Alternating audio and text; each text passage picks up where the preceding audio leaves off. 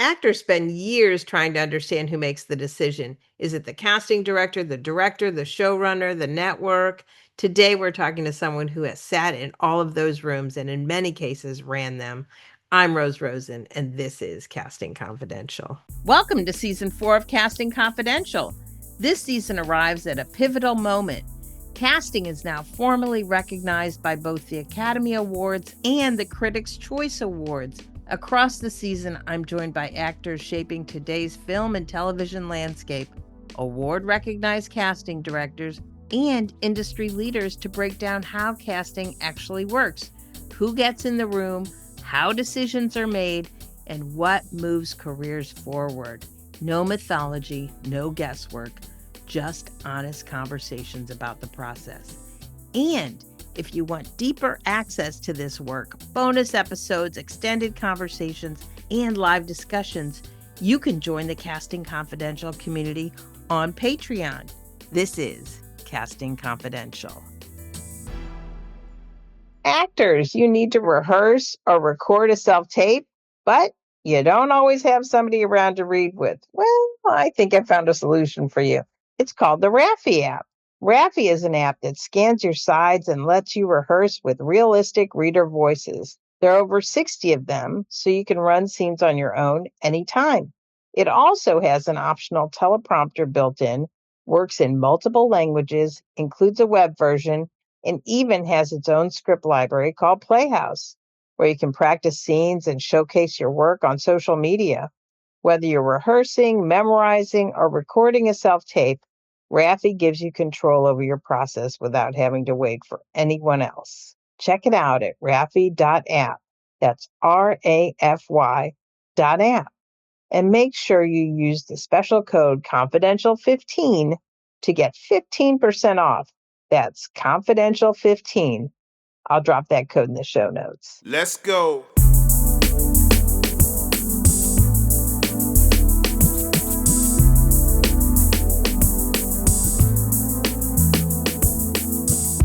Welcome back to Casting Confidential, where casting directors speak plainly about how this business actually works. I'm Rosen, and joining me today is casting director Robin Carus, someone who knows exactly how the machinery functions from the inside. And Robin is a frequent guest on the show on our roundtable panel of expert casting directors. Welcome, Robin. Thank you so much. And our guest today has directed episodes of Frasier, Everybody Loves Raymond, Friends, and even Hannah Montana. He's also served as an executive at ABC and an artistic director of the Pasadena Playhouse. It's Sheldon Epps. Welcome. Thank you. Thank you. Good to be here with both of you. Yeah, what a resume you have. That was so fun to read and get to know you over that. And I know Robin has worked with you. And so, yeah. So let's get into it a little bit. I want to know, when you directed episodes of those iconic shows, they were like fully formed brands, totally airtight, network controlled, ratings driven. Tell me where you came in and how all that happens. I'm real curious about this. I know we started to learn a little bit about this last season from Sherry Appleby, but yeah, so we're just getting into this discussion with directors. So tell us everything. That's a good question. Very good question. It's very different when you go into a show that's hugely successful and been on the air for a long time, like Friends or Frasier or Everybody Loves Raymond. That's very different than if you go in at the start of a show like Girlfriends, which I did. I think Yeah, you did so many episodes. Was third that episode, and then many after that. And the difference is that when you go in at the beginning of the show, you're really helping define the tone of the show, the characters. Sometimes you're actually doing a little acting teaching, because it's quite possible that, especially if it's a younger cast, they haven't done very much. They haven't studied. So there's all of that. That's not the case when you're doing Frasier or Friends, right? where clearly they know their characters, they know what they're doing. So I think the smart thing to do is not to go in as if you're a know-it-all and you're going to switch everything up and, be the savior that they've been waiting for, but really to be there to allow people to do what they do well and what know they do well, and to sort of wait until you're needed. And in fact, in most situations with actors, either a single actor or a group, eventually you are going to be needed. You are going to have to figure out a blocking problem.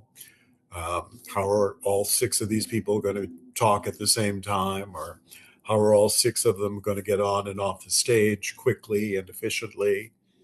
Or just an acting question.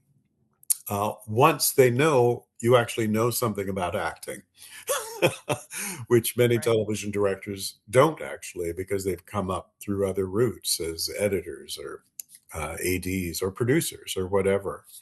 So I found that many actors are very grateful to have a director.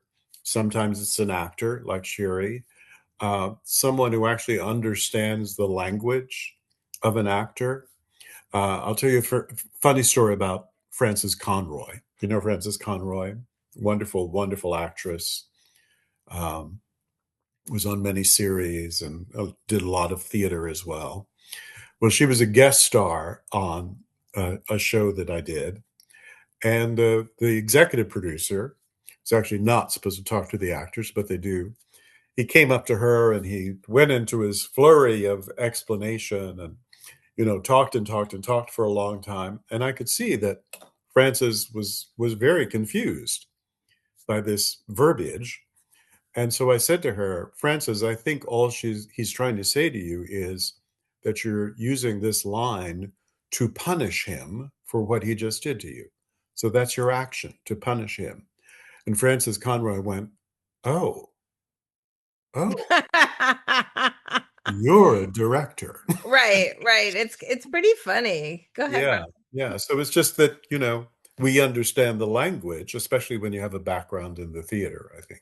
Right. I'm curious because because normally a television show, will have multiple directors on it. And so, but I'm very curious, in whether episodically how much say you have in who is cast. Do you? I mean, we're casting directors, so the idea that we're always working with our directors is like a real deal thing, you know? Yeah. It depends on the situation. If you're just there for one or two episodes, you usually have little or nothing to do with the casting.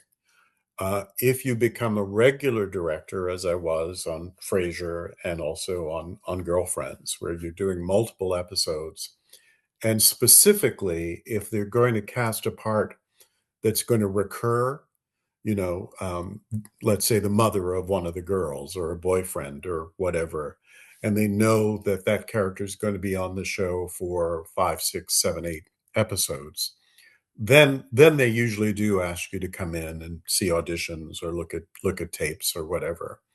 But generally, if it's just a show as usual, it's really between the casting director of the show and the executive producer. Do you so in general you wouldn't show up to the guest sessions or attend the tests or Usually not. Usually not. Now, I think it's different on our dramas. I think on our dramas, the really? director actually does go in and see the last sessions. That's But interesting, right? half It's hour is going so quickly, and sometimes they don't know until the day you do the first table read what the character is going to be because people haven't seen the script. So it may just be a matter of time that very often, you're just handed the cast. so I know how casting figures out our job description. It's 1 minute at a time and saying yes and figuring it out as we go along. I'm feeling like maybe director is the same thing. Is it? Well, yes, it is. It is. Like Again, each job is different. on our shows, you have prep time. You'll get the script maybe 2 weeks ahead of time, and then you have several days of prep time working with the AD and the director of photography and all of that before you even do the table read. In a half-hour show, you may not see the script until the night before the table read. You Wow. sometimes may not see it until you get there.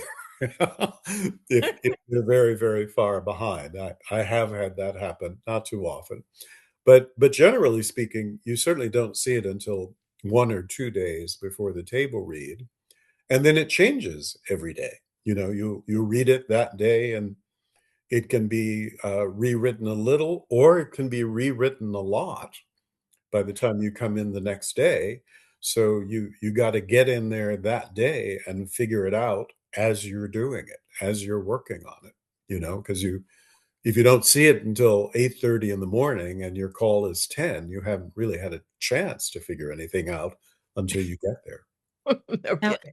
now sensitively, what happens in those moments that, I think that I would imagine that our casting colleagues who have worked with you on some of these episodics, it doesn't make a difference, episodic, whether it was dramatic, comedic, whatever.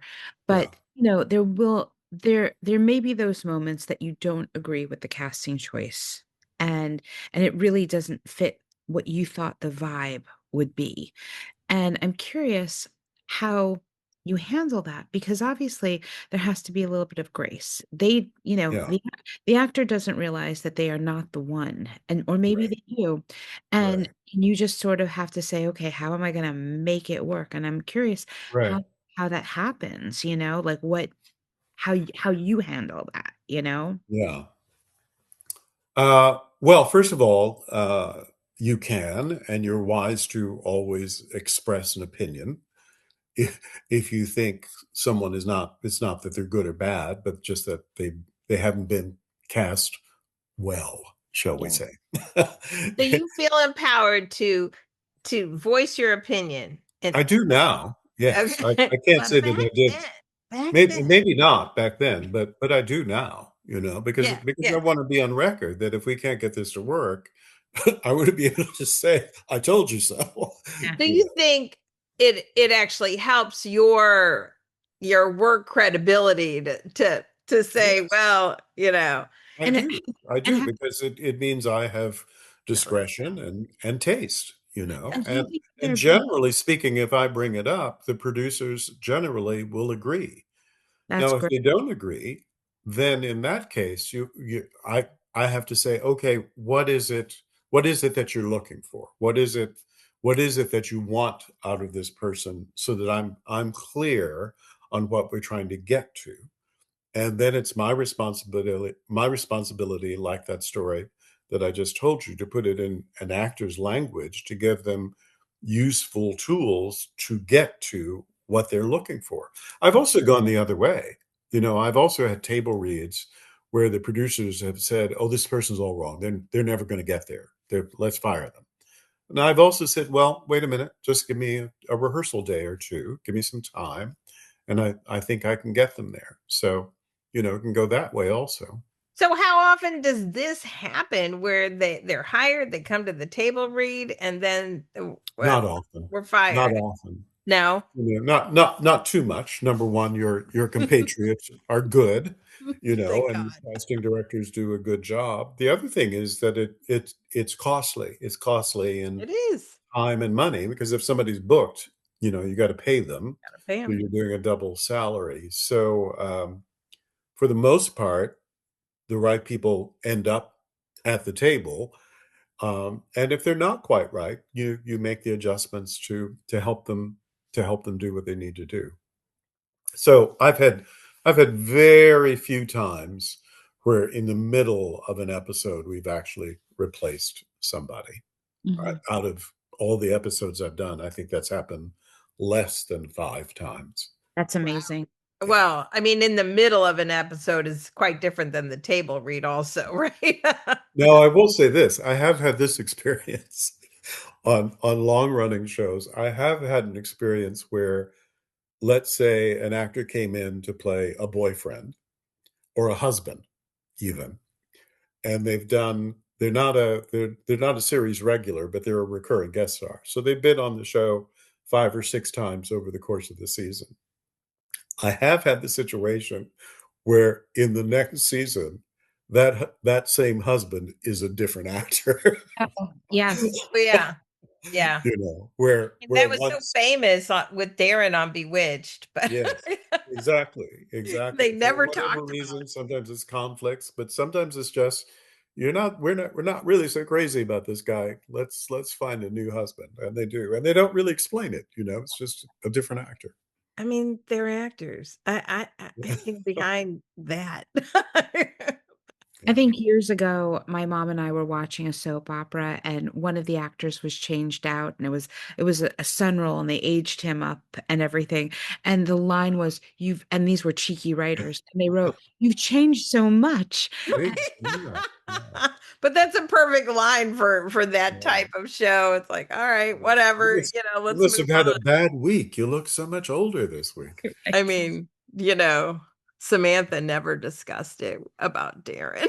Sometimes it's just chemistry. Sometimes somebody Yeah. over the course of a season just doesn't fit in with the chemistry of everyone else. And it can be a very good actor, but just the chemistry is bad. So what do you think about that? Like the difference between somebody who's funny versus somebody that fits in? Like, is there one that's more important than the other, or what do you think? Depends on the show. You know, um, for example, Frasier, as you know, never liked to cast people just because they're funny. Right. They like good, solid, truthful, grounded actors who then could take this good material, play it truthfully, and it became funny. There are other shows that I've done where people will be cast just because they're funny. They may not even be actors. They may be stand-up comedians. They may be clowns. They may be whatever. So it depends on the style of the show, and a lot of times, frankly, on Disney shows, for example, you get people who are just funny, not really all that much into truthful acting, but they're funny, and that's what they want. So for our actors listening, we do have quite a few listeners who are actors. Tell them what are some of the most common mistakes that you remember from those auditions back in the day. Um, if and also for us, were you a part of that many of them, or like? But what were some of the main mistakes that you were listening to? The biggest mistake I think actors make is that it's a me against them situation. You know Hmm. that I'm your enemy. I, as director, and we, the people on this side of the table, are your enemy, and therefore they come in angry, and they come in, tight and defensive. Actors should always assume that they are the answer to my problem, because you might be. So I'm only here because I'm wanting you to be wonderful. I'm not hoping you're going to be terrible, because that uses my time and energy badly. I'm hoping you're going to be wonderful. So come in come in as a collaborator to show me the best of what you've got, rather than coming in assuming that I'm going to hate you. you I know can't tell you how many casting directors I've heard say exactly the same thing on Oh, this I'm show. sure. And you could see it. I mean, when you sit through Yeah. sessions, you see people walk in the door angry and defensive. It's crazy, You know, isn't it? And that's all they do for the rest of the audition, And is not for play nothing, angry and defensive. our sweet friend Robin, can you imagine walking into her room angry? I know. I know. She's Yeah. just lovely. And and well, and I think so many casting directors and directors are lovely people, but the actors are like, fighting with us, and it Right. doesn't work, guys. It doesn't work. Robin. I'm curious. So, as you mentioned at the top of this recording, that Sheldon and I have worked together, and we've worked together theatrically, and um, always my joy. And I'm very curious, television wise, because I'm so used to you on a theatrical level saying, "Hey, is so and so available? Can we, you'll throw some names at me every now and again." And I'm curious if you do that with your casting directors for TV as well, you know? Yes. Yeah. Again, mainly if it's going to be a recurring role. Yeah.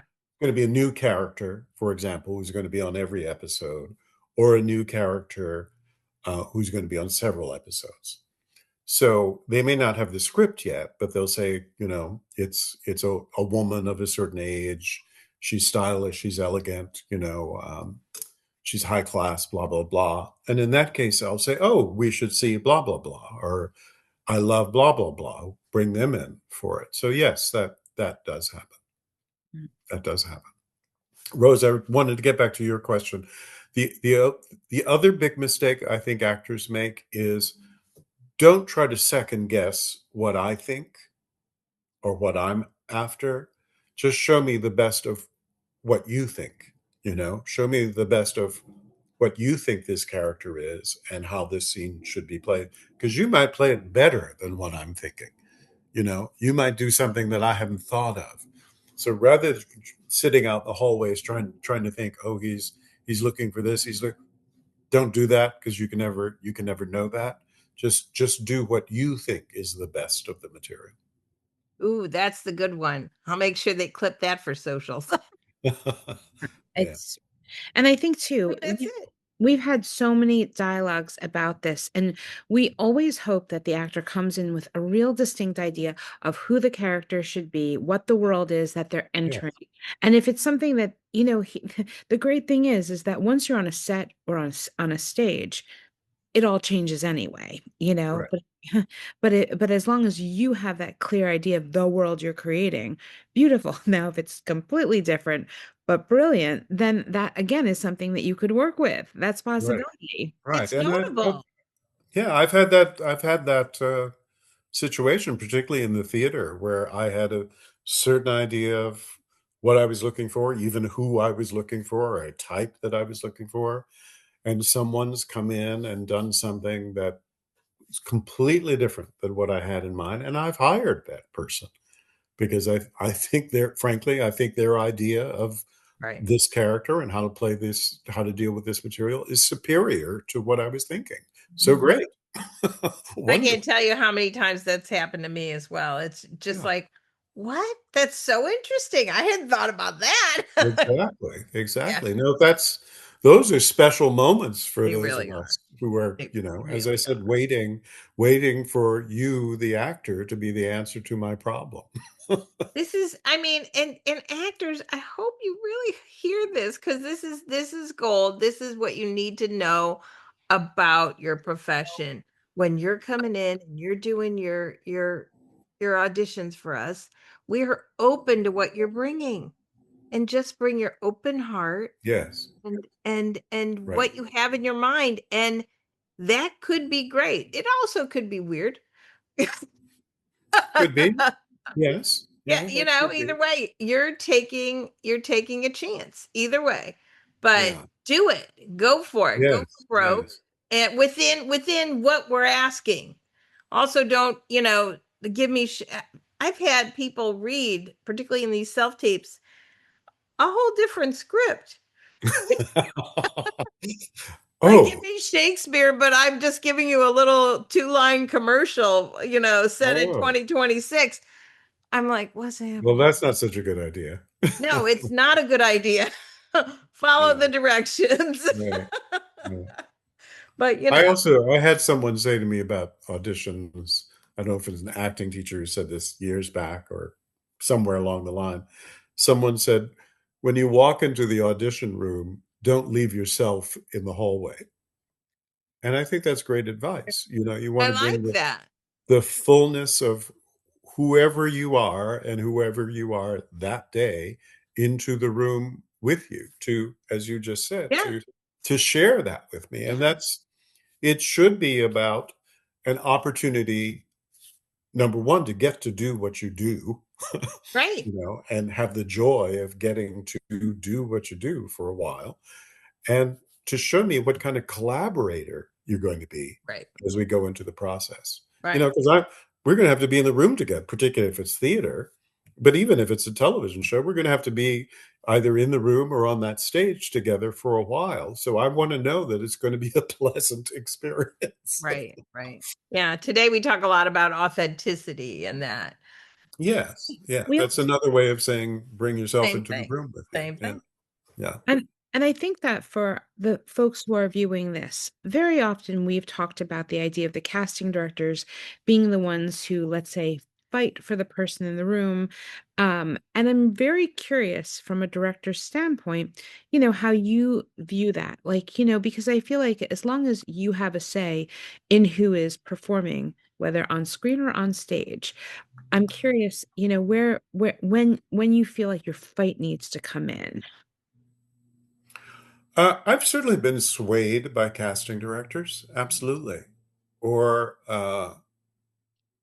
again, difference between theater and uh, television, though not strictly speaking, but we tend to do a few more callbacks for theater than they do for television, just because television is moving faster. But they do call people back, and I frequently have had casting directors be a strong advocate for somebody that I have not asked to be called back, and say to me, "This is the reason. I think you need to see the person," and I will say, "Well, I didn't see that in this audition, but okay, if you feel strongly about it, bring them back and give them a chance to show that to me." And it honestly, it could have been because it was at the end of the day and I was tired. Right. That's it. Yeah, So that's I the may have truth. missed something. It could be because I got a phone call right before that person came in and I'm thinking about something else. So to have a casting director being willing to go to bat for somebody is really important and works, works. Oh, for sure. I think it's so good of us. We like to pull the curtain back and to talk about the fact that, I often say at about 2 o'clock, if I'm in a live audition, you just might as well have never come in. Thank God that they're taped and, Yeah. and I know myself and I try and pay attention, but that's just a little slump for me. And, and it's just like, if you want to get the job, come on earlier in the day. I've taught classes, audition classes, I've said always try not to be in the first hour or the last hour. Yeah, Because the first hour tends to be a little unfocused and, everybody's right. having their coffee and all of that. And the last hour, everybody's tired. I also think that if you're the final 3 before lunch, forget it. So Right, right. And of course, I have a weird slump at 2 p.m. So basically, there's no time that's There's no perfect. good time. And we're glad that these are all taped. I mean, we talk often about now that, we see self tapes there. Yeah, sometimes we'll watch them 2 and 3 times before we send them off. I mean, it Yeah. takes copious amounts of time, but we could do it over a different amount of time where our like when we get tired we can walk away in general depending on what the deadline. Yeah, you can But take a well, little bit of a it's break, and if you find that you've drifted off, you can say, "Okay, I didn't focus on this right, person, so you go let me go back. back and watch it again." Yeah. well, let's face it, in theater, you could do that too. It just looks a little strange. Um, but You Right. guys still don't you don't put it on tape, right? no, not so much. Sometimes, but fortunately, we've gotten back to being in the room with the actors, which I like. In the It's much room, but I mean there is a workflow to do in the room and tape it, and you I theater people don't find that to be useful at all. the greatest value of being in the room is that you can give adjustments right away, yes. Now you can do that in self-tapes as well, tell that person that I said, "Do it again and make this adjustment." But it really is great to be in the room with the actor and have that Yeah. one-on-one contact and have an immediate adjustment. Oh, Sheldon, they miss that. I'm sure they do. I'm Oh, sure. they say it a lot.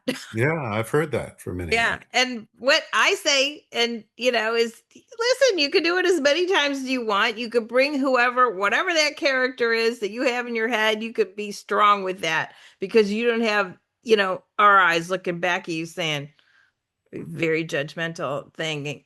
Like, and you can see it. Like I mean, what's that on the other side, right? Watching us be judgmental? I don't know. So there's some positives to It's the self tapes. it's Yes, no, there are.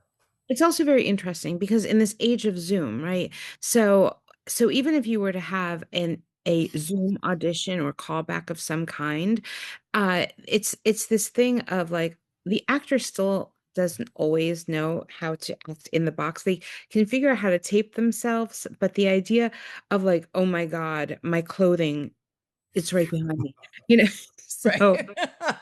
um, It's I so have hard. They do It's them in their pantry, and you see cans and That's the cereal exactly. yeah. boxes. And I as mean, you watch it, that's all you watch is what's in the background, but not if them. it's a good audition, you can focus on them. I'll tell you, Yes, they do it grab is your attention. you can they so just be good. All right, Right. so Sheldon, you've led institutions. That's different from directing It an is. episode. So when you're responsible for a whole building, how does that change your relationship to risk, to like what I mean, Oh, what how many hats have you worn? well, fortunately, blessedly, quite a number. It is, you know, running a building, being in one of those positions, either executive director or artistic director, is a very different job than being a freelance director because not only are you responsible for the work on the stage, you're really responsible for the character of the theater and the personality of the theater. And theaters Big do have job. very distinct personalities and identities. It's reflected, yes, by what you put on the stage, by your programming choices, but it's also reflected in your marketing material. It's reflected in the way you talk to your audience, meaning letters in the program or, Zoom conversations like this, or, having conversations with artists, talkback sessions, all of that is all about defining the identity of the theater. I think And it's and you've got to raise the money, I which is mean, also ain't that a the very big truth? deal. Yeah. it's very courageous to lead, to kind of like be the face of an institution or an organization. Now, I'm very curious though, because you have to take feedback because you're always going to have feedback either from your audience at large, your community, your board, etc. And how do you manage all of that, you know? So I think that My it's a shorthand answer, Robin, is as an artistic director, it's my job to please all of the people some of the time. Mhm, You can't please nobody all of the time. mhm, And frankly, you can't please everybody all of the time because that means you're probably doing the same thing over and over again. You know, which is you madness. you have yes, you have to do a wide range of material and know that not everything is going to be to everybody's taste. Not everything is to my taste, you know. As an artistic director, sometimes there were things that I might choose to please an audience that I'm not necessarily the audience for, but I know a large portion of the audience will be satisfied by this, and the opposite, to choose things that are going to challenge people and push their buttons and force them to see something that they might not necessarily choose to see. So you're always trying to please. I believe you're always trying to please um, all of the people some of the time. Yes. And you do have to be very conscious um, of the fact that now theaters are very heavily reliant on box office. It used to be that there was a lot of foundation money, government money, um, and more major donors out there, so that you weren't quite as dependent on box office. You always were, but now the reliance on box office is so heavy that in my book, I talk about the fact that you have to be a hit maker. You know, Yeah. and that's not really the responsibility of an artistic director of a not-for-profit theater. That's a Broadway thing, but it's become, as a not-for-profit leader of an opera, a dance company, a theater, you have to be a hit maker. You got to make those hits to support the other choices you want to make. Does it I make you mad? Or, I mean, like, does it go against your artistic integrity to basically, if you're making a hit, I mean, in today's society, you're hiring name talent in order to make it a hit. Now, I know that name talent are not necessarily better than the talent without Right. names. Correct. But they're So not necessarily worse how does either. that feel with your artistic interpretation? I always say I'm not going to hold it against somebody that they're a star. Right. When I did Fences, and I somehow was lucky enough to have Lawrence Fishburne and Angela Bassett in it, I mean, come on. no shame in that game. No shame. No shame. It's That true. was, and because they were in it, it sold in an extraordinary way that it wouldn't have otherwise. Right. So, I don't think it's not the hit making. I think it's great to have a hit. I love having a hit. It's the pressure, the economic pressure to Okay. try to make everything a hit that can get a little bit exhausting and is it frustrating. for us, because it's the discovery of talent. That's part of the joy of what we do. Yeah. And I'm very curious for you in your journey of discovering talent, whether it's you going, seeing other pieces and saying, "Oh my goodness, let me keep this actor in the back of my mind." And or showcases, however you are viewing talent, and knowing that there are people that you are so curious to see how they handle material that you give to them. And I guess my question is, uh, in this quest for celebrity, and we're guilty of following our producers' leads with that as well. Yeah. Yeah. But I, I wonder, is it disappointing at times that you can't call in the folks that you say, "Oh, I want them in a room," because they would be oh so right for said project? Because I think that sometimes for us there is Yeah. that commitment. It's challenging. Yes, that is true. And the pressure that you get from producers or artistic directors, or those who are responsible for paying the bills to cast stars, is really overwhelming. However, it's also stars that make things happen, you know. So if you get Angela Bassett and Lawrence Fishburne, that means you're going to be able to do Fences, and then you can populate the rest of the cast with all those wonderful people that you've Ev- discovered. Everybody gets a job. That's right. I did a play at Pasadena Playhouse, wonderful play called Blues for an Alabama Sky, and I was lucky enough to get a big star to play the lead. But then there was this other very, very good supporting role, and I said, that young girl that I've seen a couple of times in Waiver Theater in those 99-seat theaters, she'd be really good in this. So I cast her, and that young girl is Tessa Thompson. Exactly. Exactly. That's So what we do. That's what you do. yes, That's what yes, Robin does. That's what I do sometimes. exactly right. And it's so satisfying that we have the opportunity to do that, and to help someone who's so deserving of having that kind of career to have it. I love that. I love that. Hey, you Casting Confidential listeners. If Casting Confidential has helped you better understand the casting process, there's now a way to go deeper.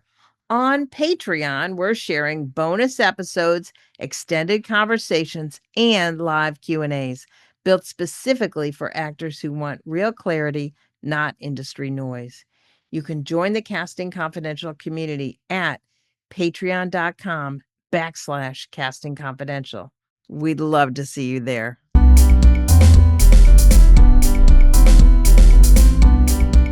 I am going to bring our feedback actor in. Our Okay. feedback actor is, I believe, from Colorado. Her name is Jill Adler, and she's going to be doing a scene. Hi, welcome, Jill. She's Hi. almost here. Hi. All right. Well, welcome, Jill. Hi. Hi. All right. So you guys know the scene, and and we're gonna watch and give you feedback afterwards. Sheldon, by the way, you're the actor and you're giving feedback. I'm just telling Ah, you, it's a lot of okay. work, but I, just so I'll, you know I'll, what you're in for. I'll try to handle it. And give us an and scene when you're done, so we can wake up. No, just Me the end scene, like cut. kidding. And scene, I think works for me. All right, go ahead. We're listening. You cut it. I trimmed it. You cut the spine of it. I cut the indulgence. That speech was why I said yes to this play. Yeah, that speech is why we're losing the audience. Or maybe we're finally asking something of them. We're asking them to stay in their seats.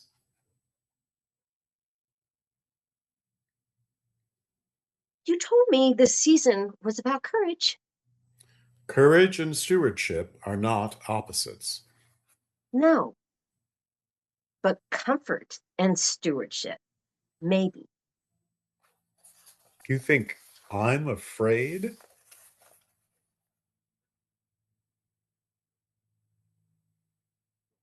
I think you're responsible for a building, and I'm responsible for a story. Those are not always the same job. Do you know what happens if this theater folds? Do you know what happens if the theater survives by saying nothing? You want the full speech.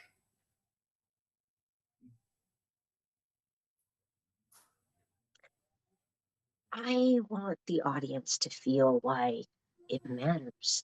And if they walk out, Well, then at least they walked out of something honest.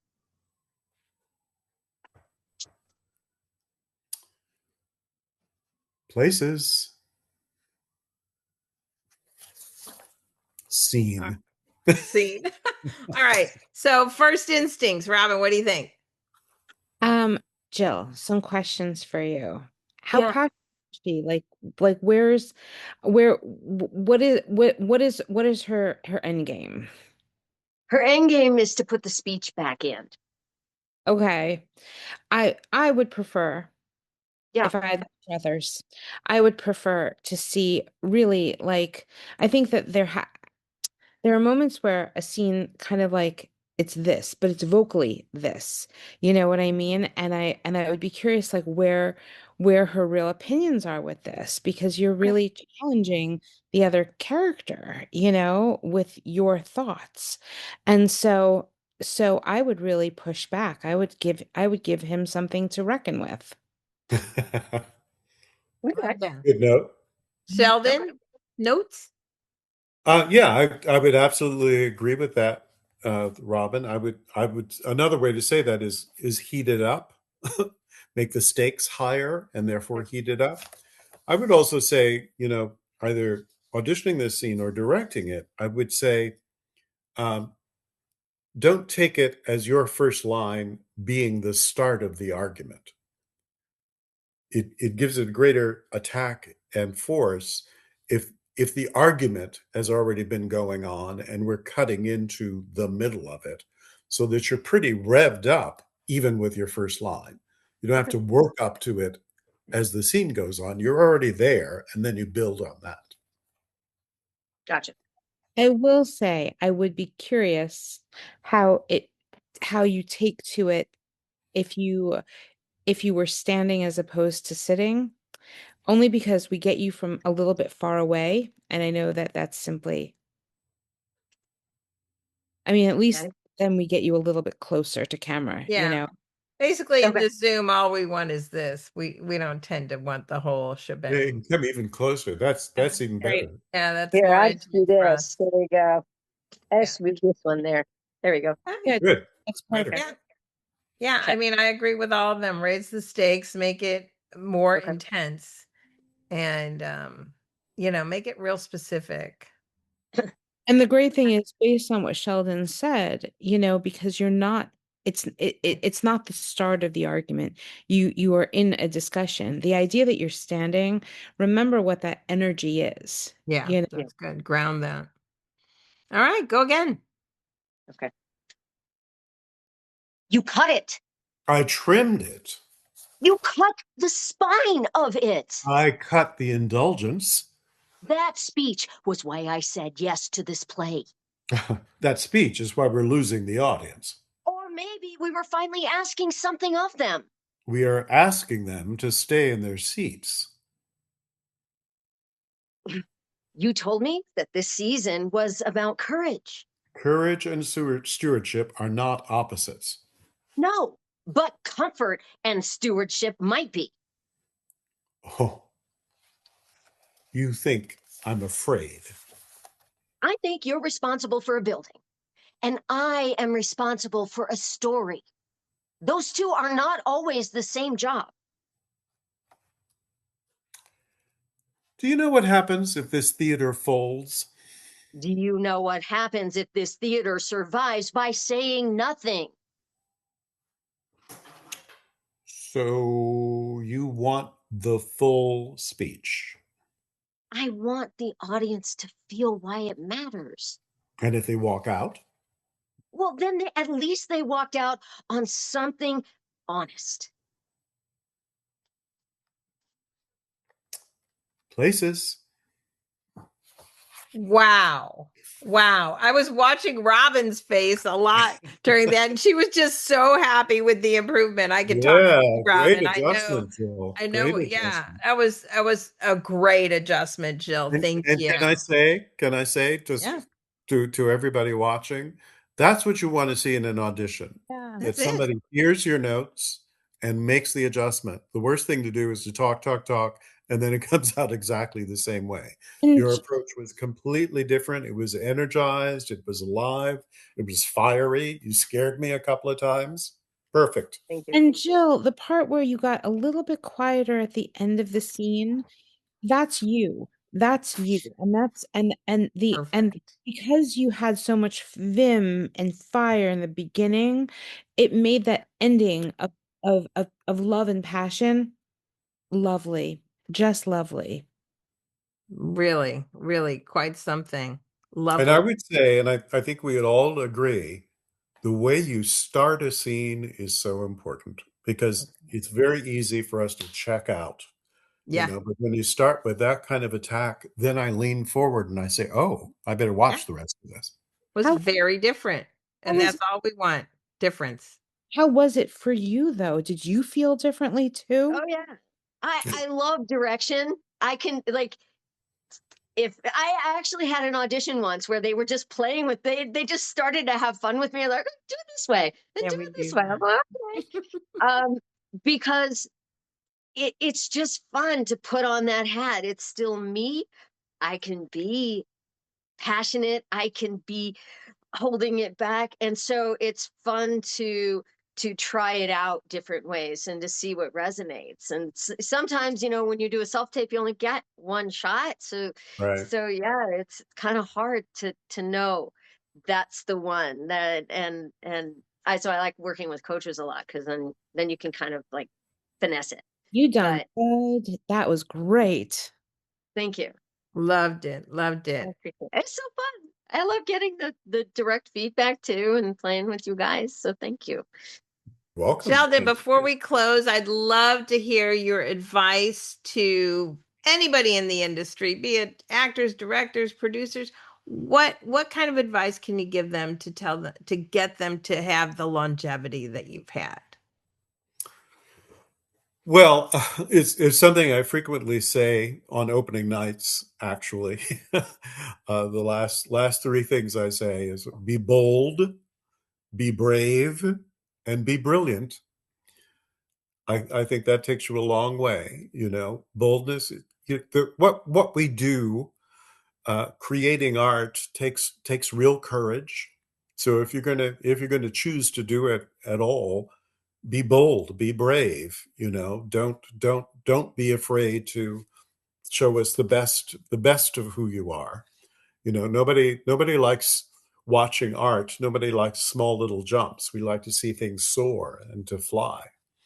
And be brilliant, you know, prepare yourself, do the work so that you're prepared to be brilliant, and know your technique, know your history of the work that we do, have knowledge of the craft, and then let it fly with your braveness and your boldness.